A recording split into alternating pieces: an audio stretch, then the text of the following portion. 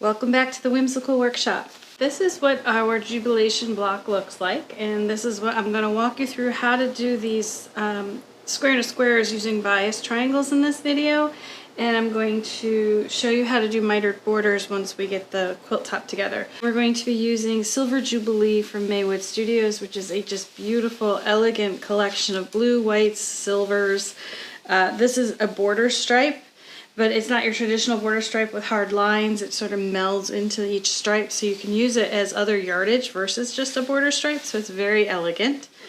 Then we have the stripe, we have the light blue stripe, and we have dark blue stripes. We have the tile print, and some of these, like this one and this one, it's got metallic silver going through it.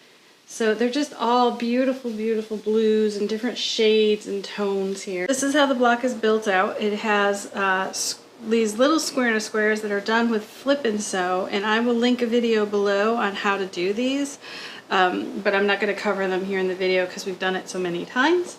And then we also have these diamond shapes, which I'm going to walk you through as well. So we're going to go through the bias triangles and the diamond shapes in this part. So first up are the diamond shapes. This is a triangle and a square, and we've done quite a few videos plus a tutorial on this. I will link it below. This is using the 2 peaks and 1 ruler from Creative Grids, which looks like this. The top part, the fat part, is this side of the ruler, and the other sides are cut from this side. Again, I'll link that video below, but you need to make a bunch of these, and then you sew 2 of them together. And you'll notice on this one there's a white on one side, light blue on the other, white, light blue. These are mirror image of each other. The pattern walks you through everything. And so you sew 2 of these together end to end, and that will give us our diamond shape. And once you've sewn those together, which I have here, I would then press this seam open. So I'm using a strip stick, which I'll link below. You just lay this over the curved side of the strip stick. I use a purple thing to get it open. And then I use the nose of my iron and just press it flat. And gravity with the curve on the stick will help you press it open very easily. This is my favorite way to press seams open.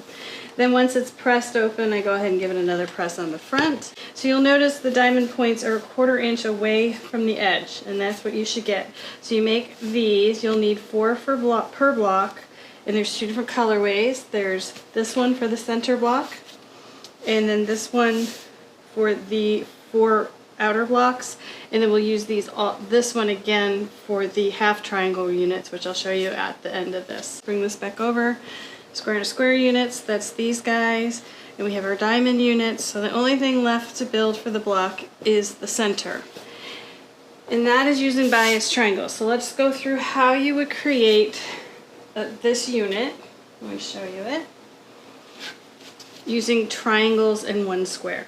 So the center is the square, and I fold the center in half both directions and give it a press, and that will give me my center lines that I can use when I go to assemble this.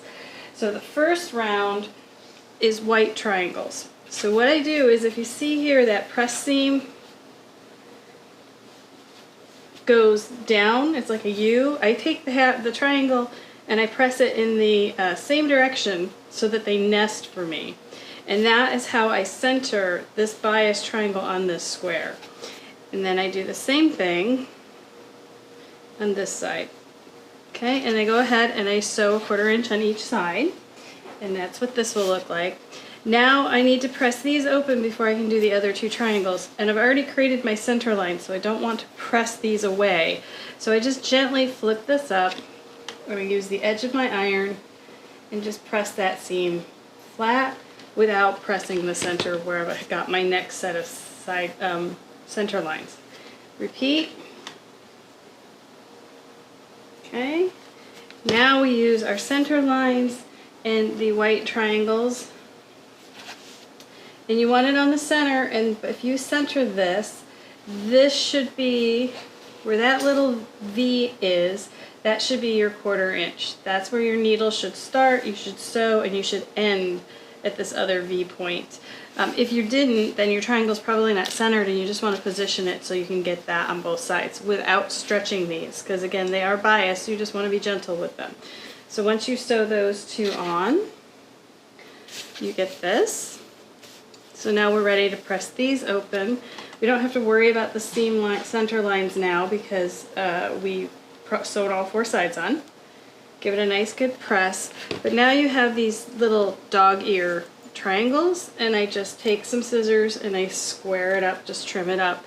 So now that we have this, we're ready to sew on our blue triangles, which in this case was a light blue and this one is a dark blue. And to do this, we don't need to find our center lines because we have them. That's that seam point. And also note that this point should be 1/4 inch from the edge again, because that's where your seam, you want your sewn seam to hit so you keep your square points. So I just take this and I slide it up. You can even just flip it over and line it up, however you need to do it, and then I would pin that side and the same thing on this side. So again, you do opposite sides, sew your 1/4 inch, and then you're going to press those open. And these, you know, just again, it's all bias, so just be careful ironing. And you see here, I made sure I got my points because they're 1/4 inch away. Then again, you rotate and you sew these guys on like that. And then this is what you end up with. And again, you have those little dog ears, so you just want to snip to get rid of those. Now we're ready to sew our quilt block together. And in this case, this is the center block. The 4 other blocks would use this colorway with these diamonds and this one. So I'm gonna go ahead and get our blocks sewn, and then I'll come back and show you how to sew the side triangles. We have our full blocks all sewn. There's 1 for the center and 4 that go around the center.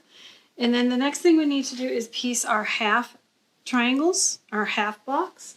And how we do that is, here is the 1 unit that you sew the bias triangles on, just like we showed.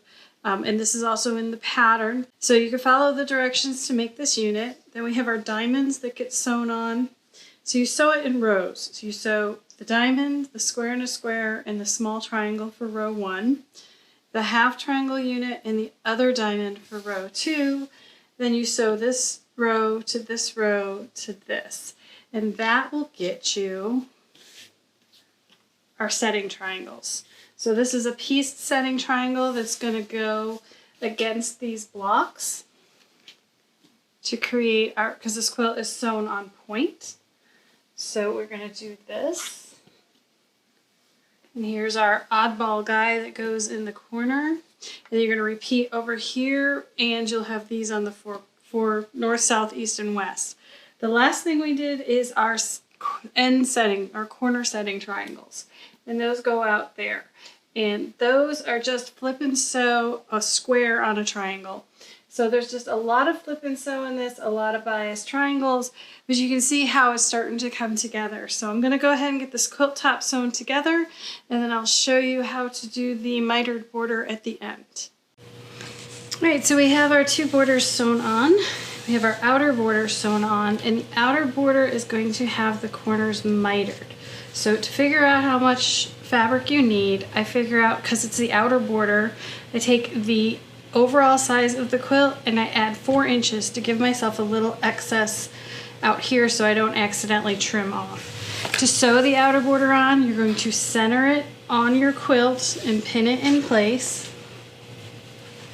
And then you're going to sew with the quilt top on top and the border on bottom, because it's easier, so you can stop and start a 1/4 inch from each corner, okay? And the 1/4 inch goes for all 4 sides. So you can sew all 4 sides on. Don't press anything at this point. Now we need to miter our corners. So the first thing you need to do is take your quilt top and you're going to fold it in half diagonally, wrong sides together. So you see I'm doing that. And with these borders folded, this one's still pinned, with the borders, what that will do is let the borders lay out flat and straight on the table. Okay, you want to make sure it's laying nice and flat. And if you look, If you stopped and started at a 1/4 inch on both sides, it should be at the exact same point there. If it's a little off and you have just a little space, you'll be fine. But the bigger the space, the more likely you'll have a pleat. Now we need to mark our miter on here. So you take a ruler that has a 45-degree line, and you lay the 45-degree line even with the border edge, and you take the ruler edge and you put it on that point. So that's where my stitching stopped. Right there. The 45-degree line is there. That means the line I'm drawing from that point to that point will be 45 degrees. So you just take a fabric, don't use a permanent pen. Use a fabric pen that will iron out and mark your line. Okay? Then once you've marked that line, I usually will pin this so everything stays straight while I move it to the sewing machine.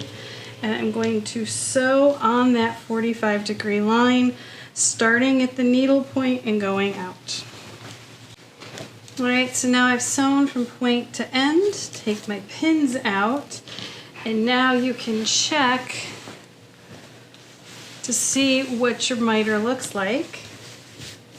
And if it lays flat and there's no pleat there, then you can trim the excess fabric away, leaving a 1/4 inch seam allowance. And you can use scissors or rotary cutter, whatever you've got that will cut it. Okay, so that's gone. Now we have our miter, and I will press out, and I'll press that to one side. And that's one miter. So we just need to do that on the other 4 corners, and it'll be ready for quilting.